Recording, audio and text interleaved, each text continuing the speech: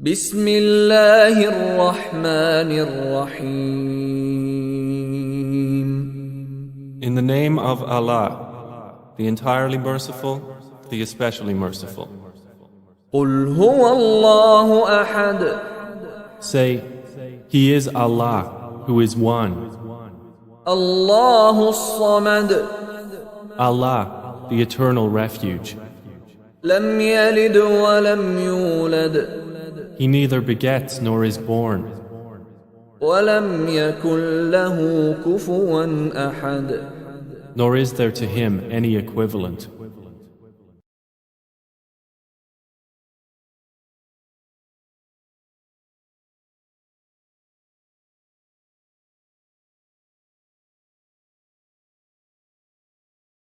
السلام عليكم ورحمة الله وبركاته. أنا مدحت. لقد قرأت مقالا بعنوان إلا رسول الله صلى الله عليه وآله وسلم، ولقد جئت إليكم اليوم لأخبركم بالحقيقة وليس غير الحقيقة أخبركم بطريقة منطقية من هو محمد صلى الله عليه وآله وسلم، بطريقة معتدلة، بطريقة مقنعة، بقدر ما أستطيع.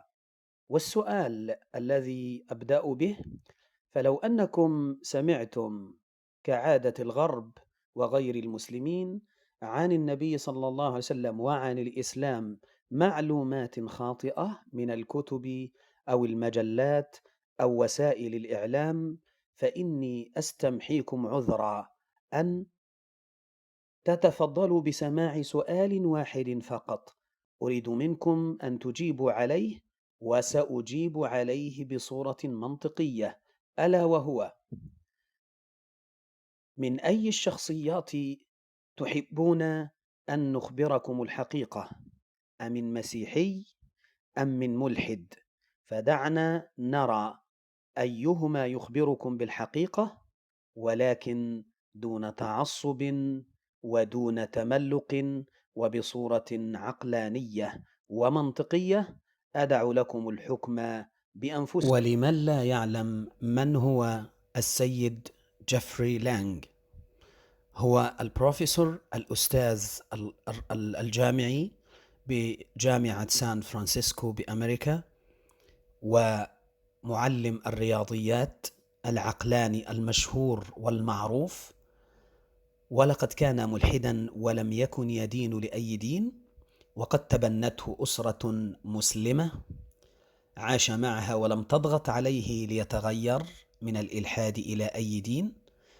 بدأ بقراءة القرآن الكريم لأول مرة عام 1980 حين وجد على مكتبه مصحفا للقرآن الكريم كاملا وضعه أحد الطلبة.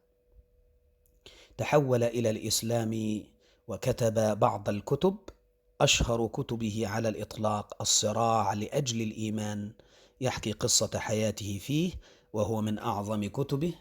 والآن إلى سؤاله السؤال الآتي: البروفيسور جيفري لانغ، هل يمكن أن تخبرنا بالتفصيل المقنع بالدليل كيف تحولت إلى الإسلام، ولماذا تحولت إلى أن تكون مسلما؟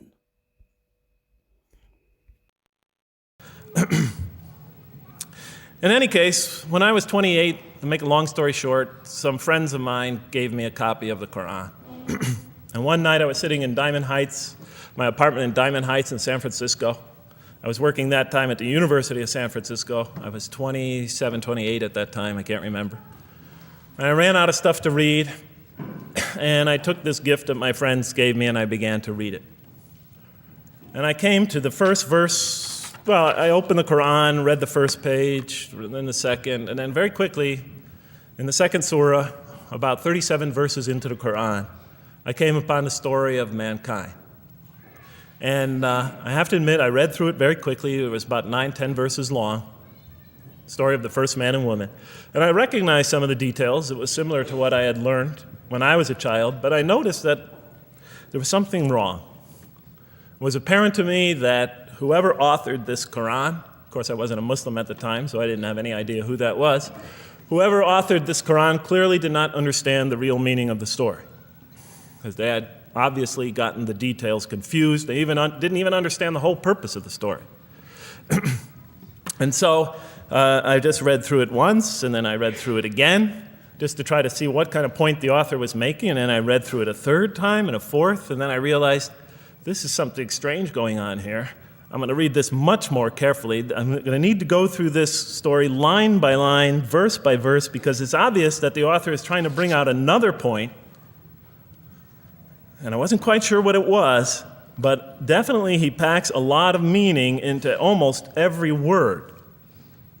And I thought the writer at least seems to have a great measure of brilliance. And so I'll try to sort of take you through what my experience was as quickly as I can. So I came to the 30th verse of the second surah, Surah Al-Baqarah, and it began like this. It said, "Behold, your Lord said to the angels, I am going to place a vicegerent on earth." The Arabic word is khalifa. It means a representative or an emissary of mine. "I am going to place a vicegerent on earth." And they said, the angels said, "Will you place therein one who will spread corruption and shed blood, while we celebrate your praises and glorify your holiness?"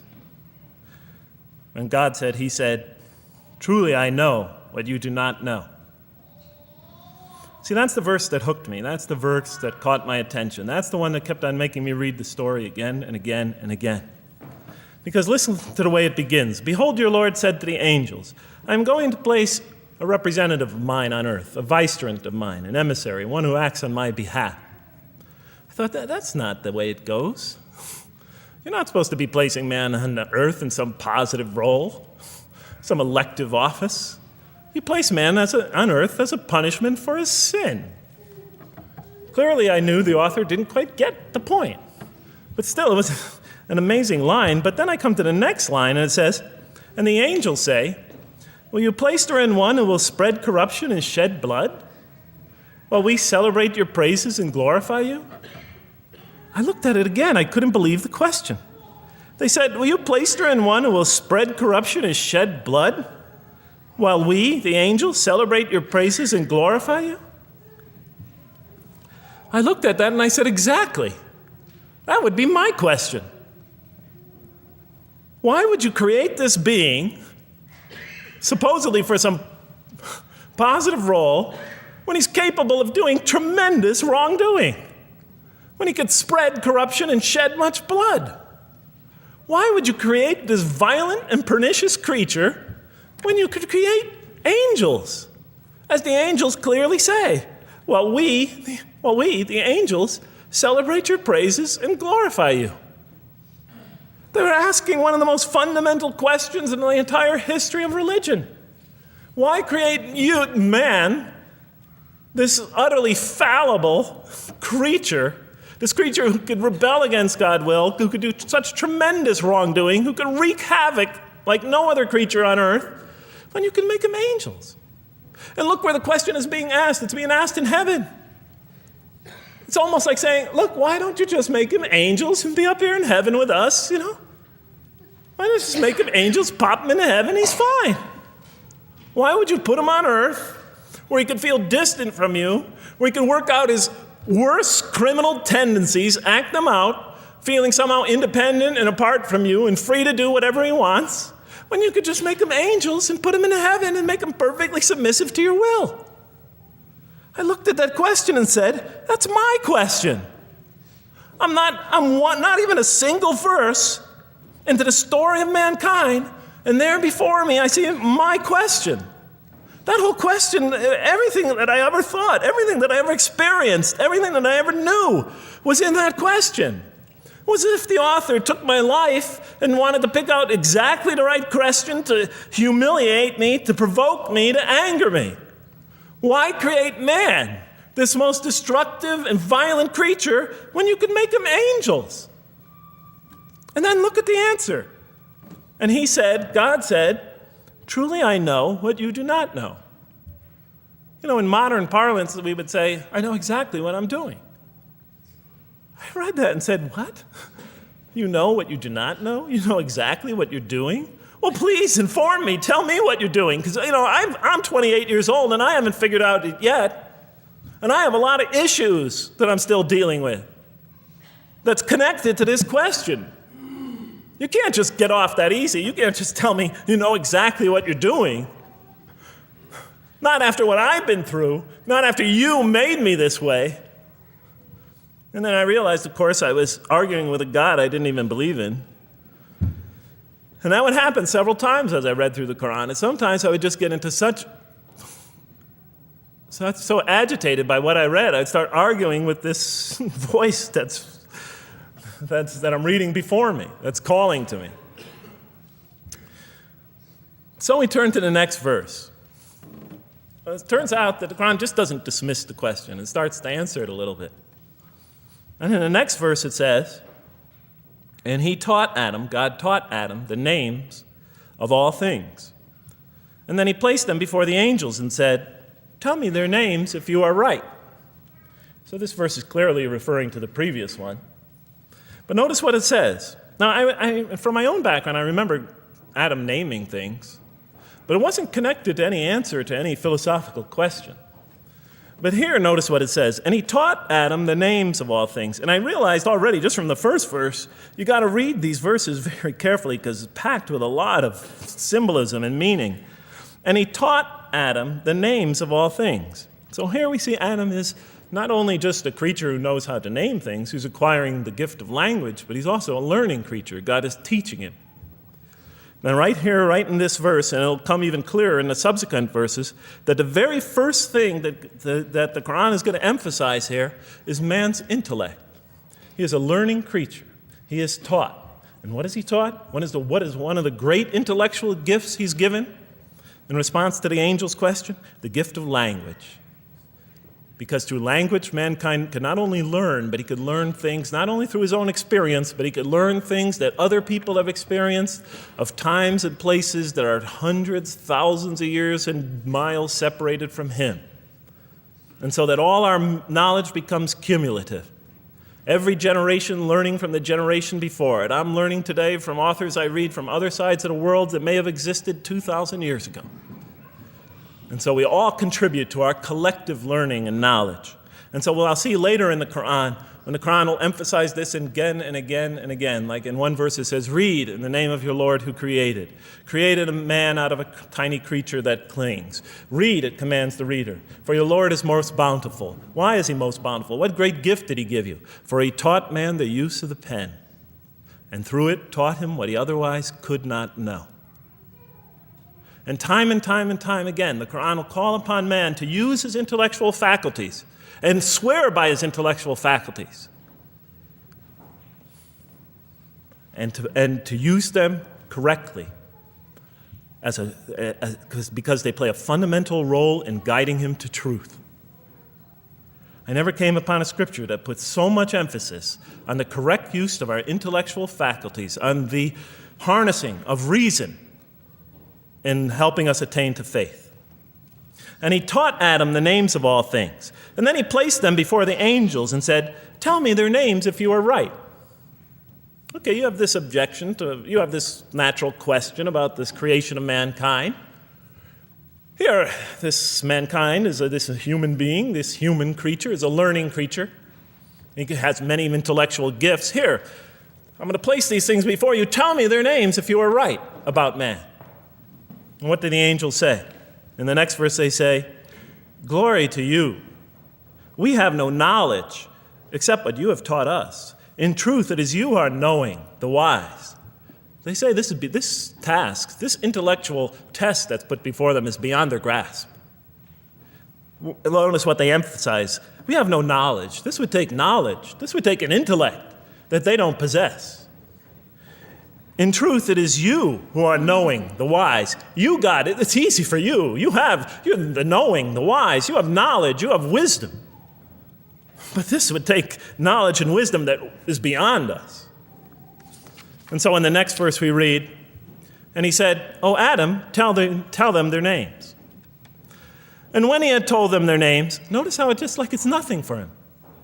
For mankind, he has this phenomenal ability. And when he had told them their names, as if it was just a triviality for man, he names them. "Oh, Adam, tell them their names." And when he had told them their names, God said, "Did I not tell you that I know what is unseen in the heavens and the earth? And I know what you reveal and conceal?" And he's clearly going back to the angel's question. Yes, you have these natural concerns about the creation of mankind. Yes, he could do these evil things. But look at this tremendous intellect he has. This is something you have overlooked that you haven't considered. And that's clearly the point of these verses. Even though I felt that the author didn't quite, it was as if I realized that he didn't misunderstand the story. He was taking one of the great stories in the history of humankind, one of the fundamental greatest stories in the history of mankind, and molding it and using it as a vehicle for an entirely original message. And God said, "Did I not tell you that I know what is unseen in the heavens and the earth? And I know what you reveal and what you conceal?" In other words, didn't I tell you I know exactly what I'm doing? And then in the next, and did I not tell you that I know what you reveal and conceal? I looked at that. What question what did they reveal and what did they conceal? What did their question reveal and conceal? I thought about it for a minute. Oh, it's obvious. What did their question reveal? You just go back and look at the question. It revealed the sinful and sinister propensities of man. I mean, it's obvious, right? Why are you all looking at me like that? You're starting to scare me. You're all looking very serious. Am I losing you? Wow. Okay. So, they revealed the sinister and evil propensities of man. But what did their question conceal? And all you have to do is think about it for a minute. Human beings, yes, they could do evil. Yes, they could do wrong. Yes, they could create misery. But they could also do exactly the opposite. They could choose to do evil. They could choose to do tremendous good. They could choose to do tremendous violence. They could choose to show tremendous compassion. They could choose to live by falsehood. They could choose to live by the greatest truths. They could be terribly ugly. They could be terribly beautiful. And up until that point in my life, I, like the angels, that only saw one side of the coin. For the first time when I read that verse, believe it or not, it was an eye-opener for me. I had always been obsessed with the evil potentials of human beings. When I read that verse, I realized that, and I had a great example right in front of me with my own mom, I realized that I had been blinded by only one side of human nature. So we go on to the next verse. "And behold, we said to the angels, bow down to Adam, and they bowed down. But not so Iblis." Iblis is like the father of Satan. Satans, satanic beings, forces, creatures, existences. "He refused and was arrogant. He was of those who reject faith." An interesting statement. "And behold, we said to the angels, bow down to Adam. And they bowed down." Bowing down could symbolize two things. Bowing down could symbolize the superiority or potential superiority of one being over another, and so they bowed down to them. Bowing down could also mean that they serve that creature in some respect. Of course, the Quran says that all beings serve God, all created beings serve God. But this verse seems to be indicating, and the rest of the Quran will make it clear, that these angelic beings, these angelic entities, will serve the development of mankind. We'll even see later that the satanic beings serve the development of mankind. Both forces, angelic and satanic, will serve the development of mankind. Because one will present man with a choice to do the most altruistic things. The other will simultaneously try to influence man in the opposite direction. And so human beings will be moral creatures, and they'll have to make moral decisions. And it's in those moral decisions that they will grow spiritually and morally as human beings. And they'll take that into the next life. and the angelic and the satanic forces will be catalysts for those moral choices that they make. They will heighten the human being's awareness of the rightfulness and the wrongfulness of the choice he's about to make. And the self, the soul, the nafs, as they say in Arabic, will have to make the ultimate choice between good and evil. And that choice, that test will come again and again and again as human beings either grow or decline. And those tests will come again and again and again to try to help him towards his spiritual evolution, to bring him back, but that choice is ultimately ours. But I'm getting ahead of myself. And so we said to the angels, bow down to Adam, and they bowed down. But not so Iblis. Iblis is Satan, this rebellious force, this evil prompter, the one who whispers into the human heart. He comes into being. And with the introduction of Satan, we have the introduction of evil, that evil influences on human beings. And notice why Iblis does not bow down. He refuses because he was arrogant. You know, we often hear what's the root of all evil?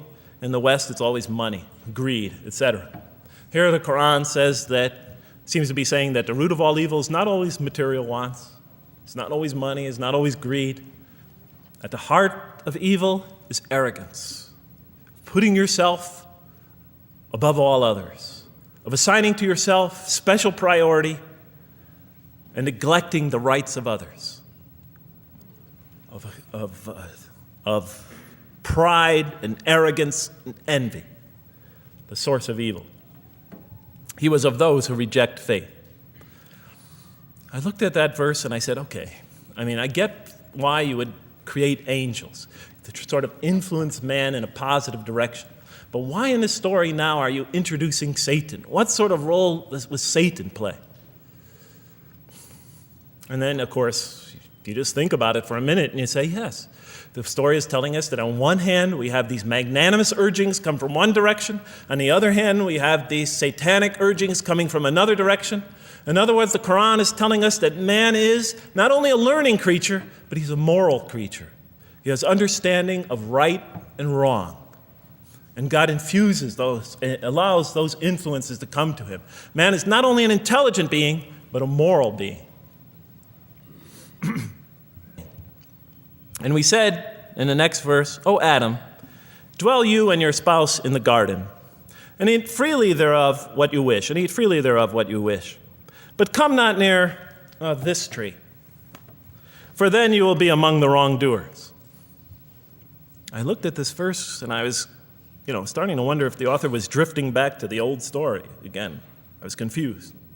And we said, O Adam, dwell you and your spouse in the garden, and eat freely thereof what you wish, but come not near this tree, for you will be among the wrongdoers.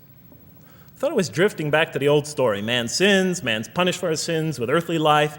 Maybe the author is drifting, he had a good idea, and now he's drifting back to the sort of traditional story. Maybe he couldn't make his mind up what story he wanted. Except for a couple things about this verse, and this happened with almost every verse as I read through it, is that the whole tenor of the passage is sort of not what you would expect. I noticed that the Quran in this story has a tremendous penchant for understating things. Because it says, and said to Adam, dwell you and your spouse in the garden, and eat freely thereof what you wish, to Adam and his spouse. But come not near this tree, for you will be among the wrongdoers. There's no sense of God being threatened by the possibility of man eating from the tree. In this story, we don't see in this verse, we don't see that God is nervous at the prospect, that he's threatened by the prospect, that he's anxious about it. The tree that he picks, it seems like he's just picking out any tree. Nothing special about the tree. Go not near this tree, for you will be among the wrongdoers. Satan will later come to him and tell him it's the tree of eternal life, of a kingdom that never decays. Turns out to be a complete falsehood in his part. Nothing special about the tree. It's just a tree. God's not nervous at the prospect at all. In the tradition that I came from, God is threatened by the prospect. He has to put an angel with a fiery sword by to protect the tree so that mankind never goes next to it again. I'm not putting it down, I'm just pointing out the difference of the story. They're both beautifully told.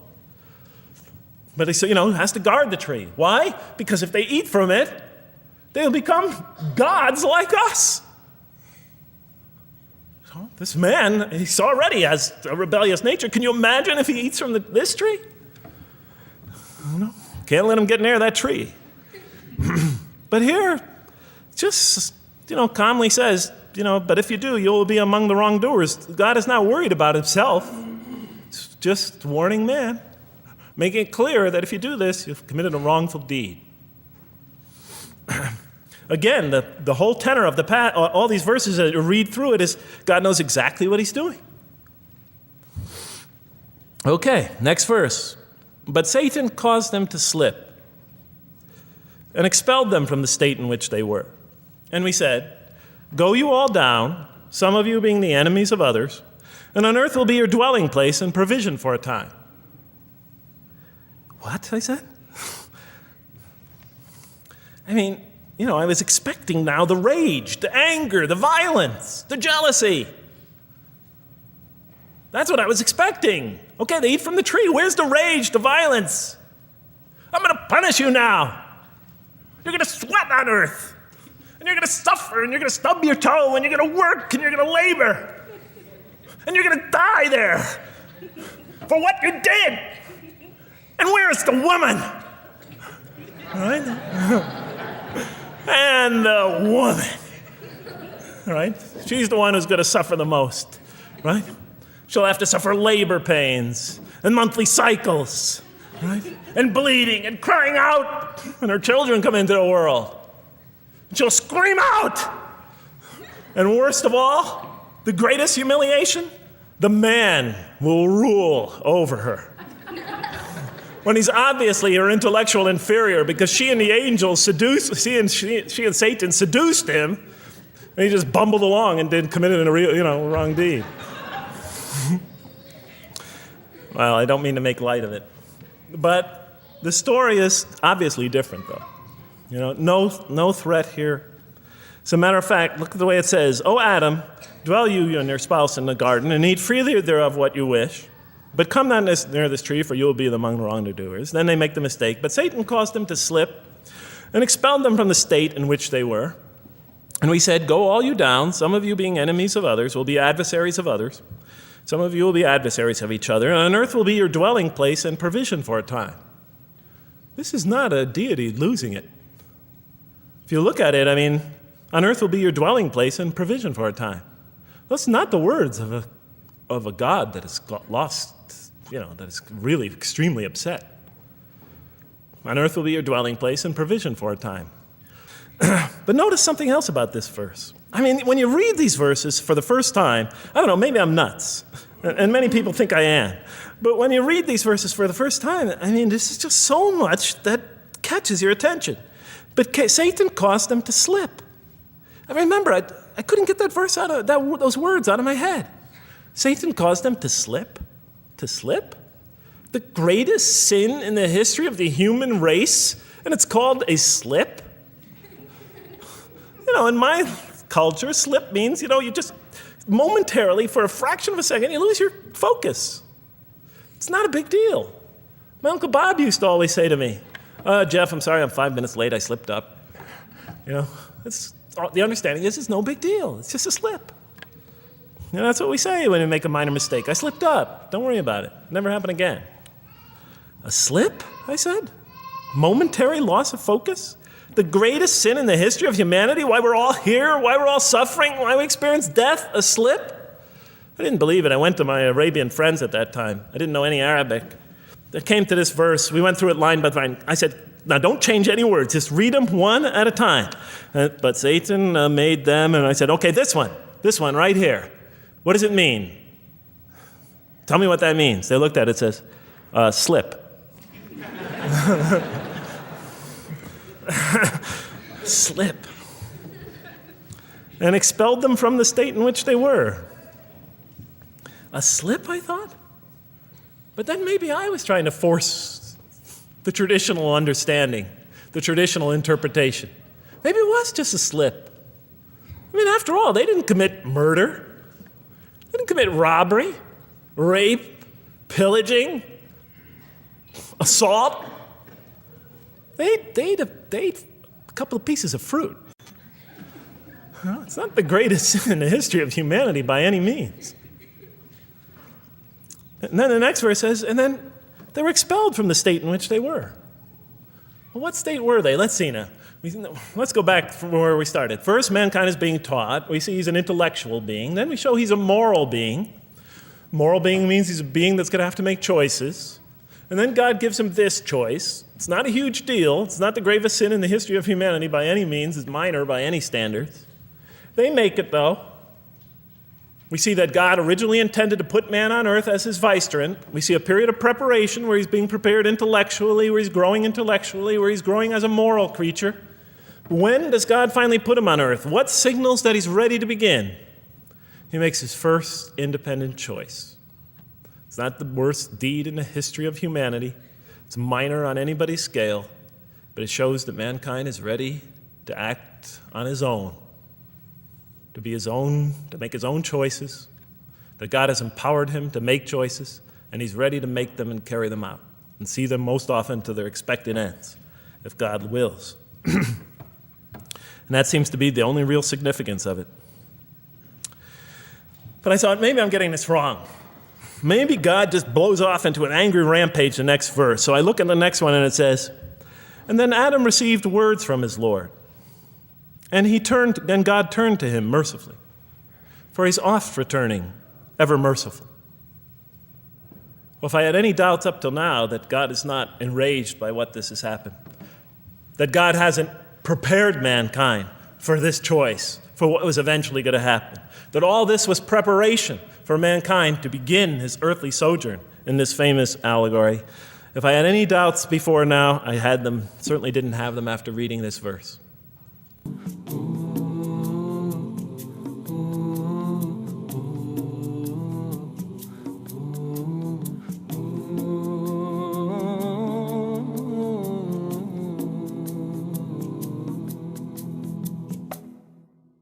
We once had a teacher, the teacher of teachers. He changed the world for the better and made us better creatures. Oh Allah, we've shamed ourselves, we've strayed from Al-Mu'allim. Surely we've wronged ourselves, what will we say in front of it? Mu'allim. He was Muhammad sallallahu alayhi wa sallam. Muhammad, mercy upon mankind, teacher of all mankind. Aba al-Qasim, ya Habibi, ya Muhammad, ya Shafi'i, ya Muhammad, خير خلق الله محمد. يا مصطفى يا إمام المرسلين، يا مصطفى يا شفيع العالمين، يا مصطفى يا إمام المرسلين، يا مصطفى يا شفيع العالمين. He prayed while others slept, while others ate, he'd fast. While they would laugh, he wept until he breathed his last. His only wish was for us to be among the ones who prosper. Ya Mu'allim, peace be upon you, truly you are our teacher. Mu'allim. He was Muhammad sallallahu alayhi wa sallam. Muhammad, mercy upon mankind, teacher of all mankind.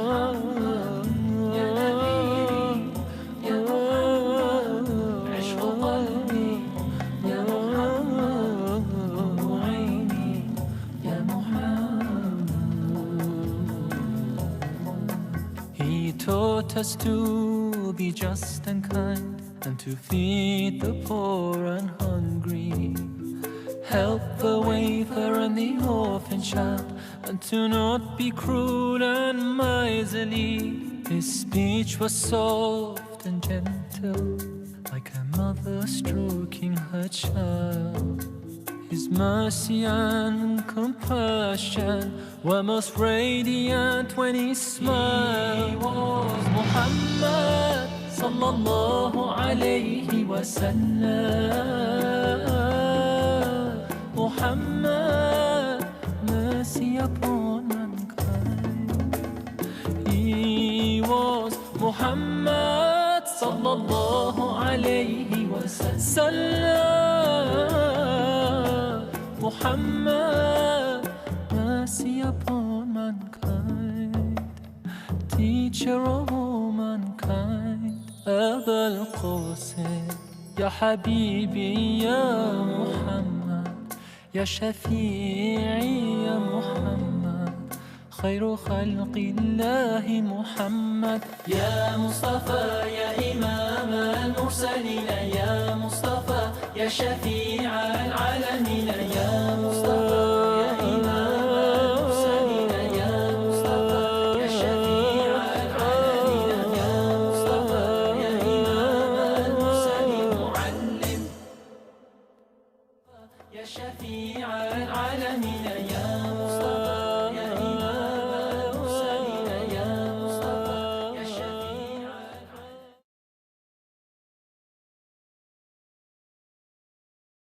والآن إلى مشهد آخر للنبي محمد صلى الله عليه وسلم باللغة الصينية. Now we change to see a new scene or video by Chinese language about the Prophet Muhammad, and lessons come from his study.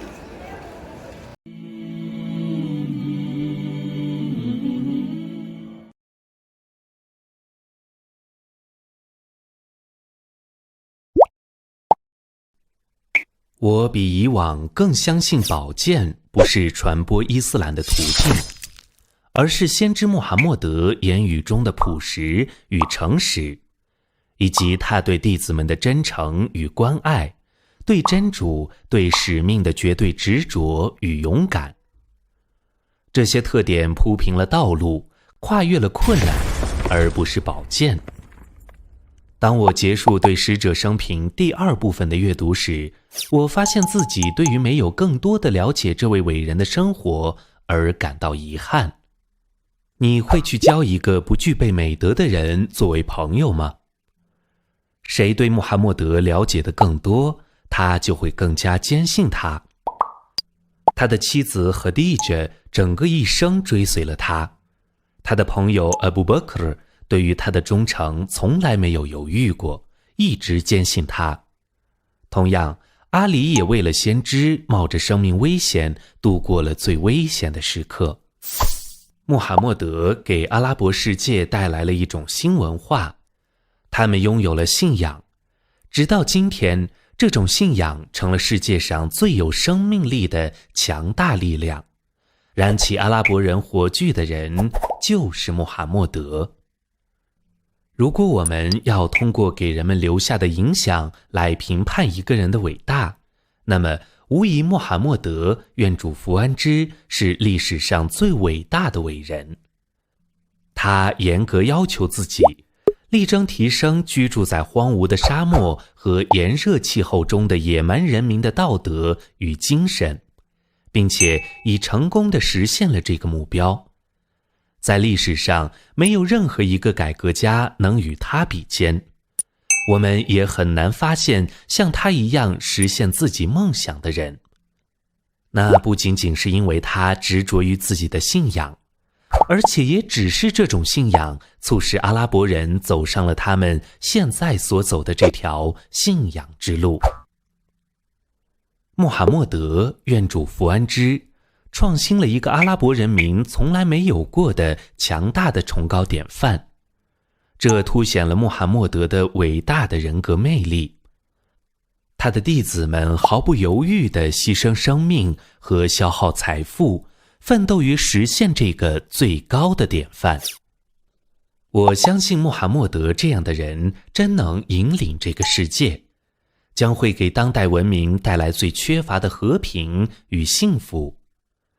通过对穆罕默德的生平的学习，就会明白他是最接近基督的人，而且我相信他就是为拯救全人类而来。我也可以预告，伊斯兰将会在欧洲受到欢迎，因为今天我已经看到了这种效果。我喜欢穆罕默德，由于他的天性纯洁善良，他有主见，自食其力，他不自大，而且谦卑，他穿着有补丁的衣服，他用明白易懂的语言跟罗马皇帝、波斯帝王对话，指导他们今世和后世的义务。自从凯雷在他的著作《英雄和崇拜英雄》一书中研究了穆罕默德，愿主福安之，西方人便知道了许多表面的因素，足以证明穆罕默德的诚实。他为了信仰而勇于面对各种迫害时所表现出的坚强意志，追随他的那些人们的高尚品德，而他就是他们的导师、领导，以及他最终的伟大成就，这些都见证了他诚实可信的端庄道路。穆罕默德教导他的弟子们的哲学被认为是经典的标准，每一个人都可以让自己和他人进行实践，以此来精准地衡量我们的道德水准。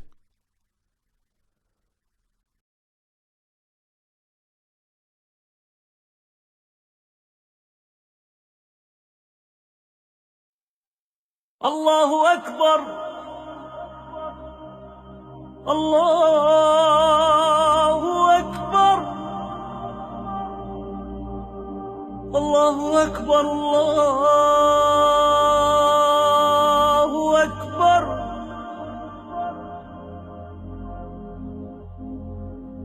أشهد أن لا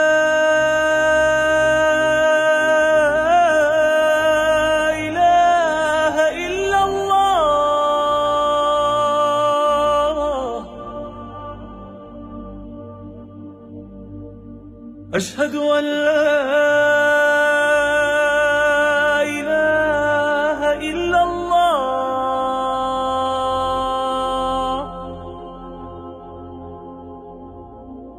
أشهد أن محمدا رسول الله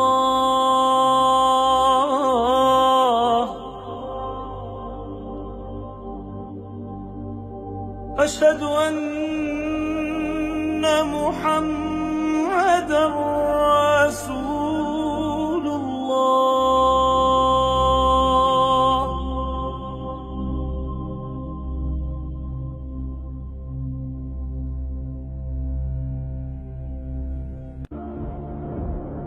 حي على الصلاة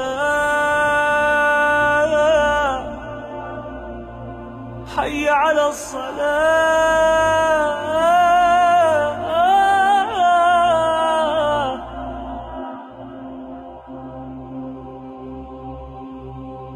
حي على الفلاح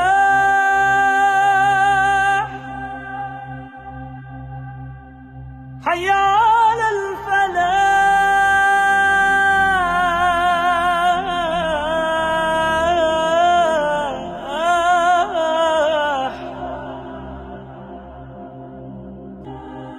الله أكبر الله أكبر لا إله إلا الله لا إله إلا الله.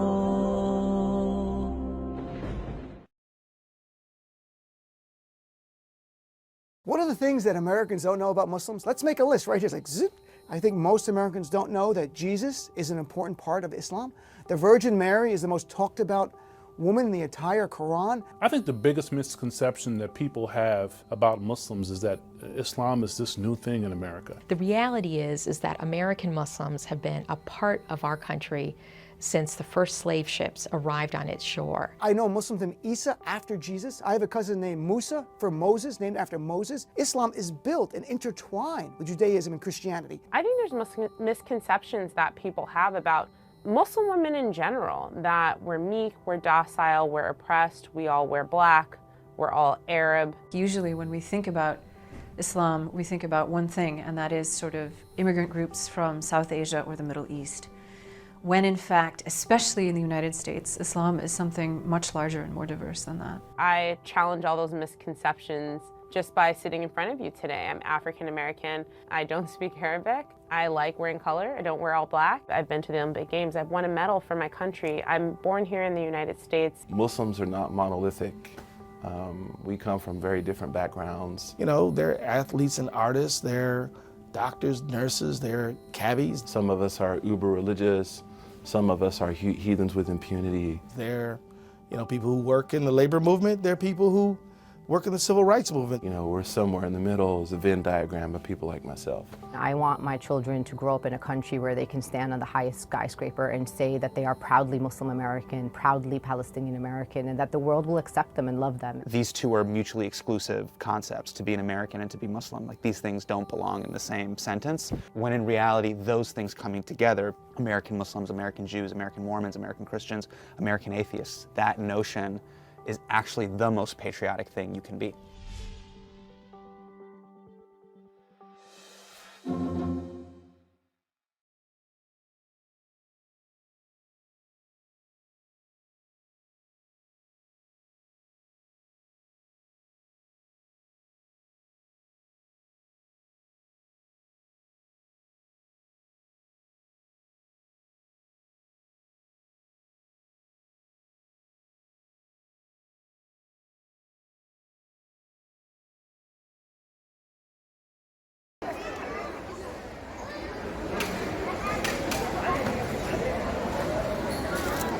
Hi guys of non-Muslim all over the world.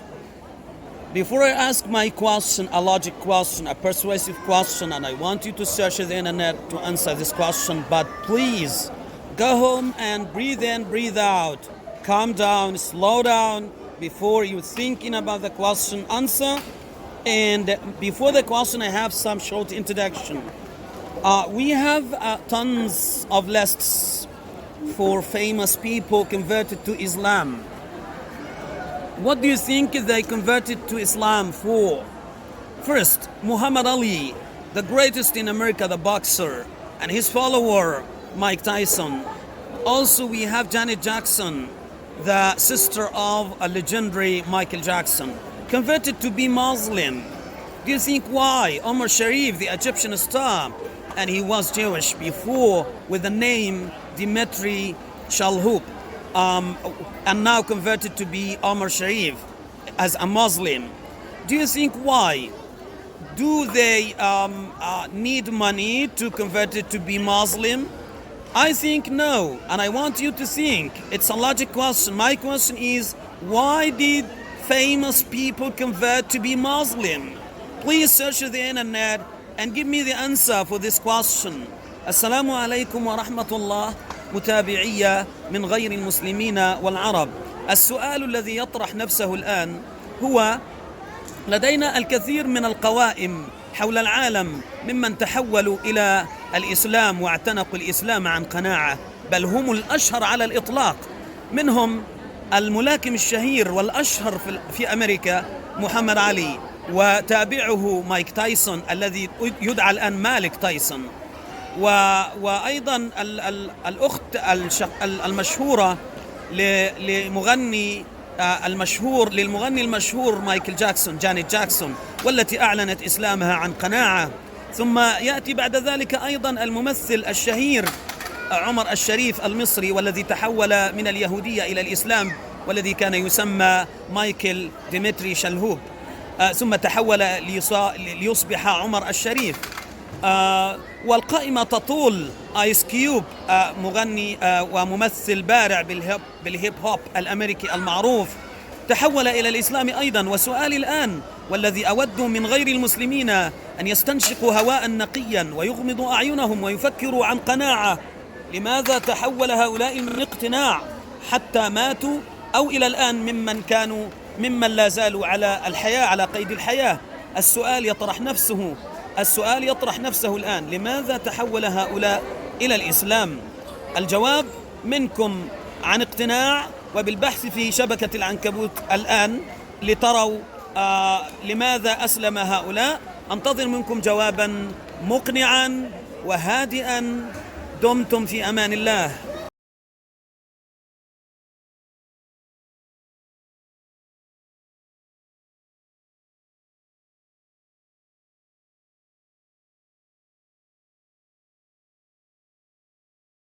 أعوذ بالله من الشيطان الرجيم. بسم الله الرحمن الرحيم. In the name of Allah, the entirely merciful, the especially merciful. الحمد لله رب العالمين. All praise is due to Allah, Lord of the worlds. الرحمن الرحيم. The entirely merciful, the especially merciful. مالك يوم الدين. Sovereign of the day of recompense. إياك نعبد وإياك نستعين. It is you we worship and you we ask for help. اهدنا الصراط المستقيم. Guide us to the straight path. صراط الذين أنعمت عليهم غير المغضوب عليهم ولا الضالين.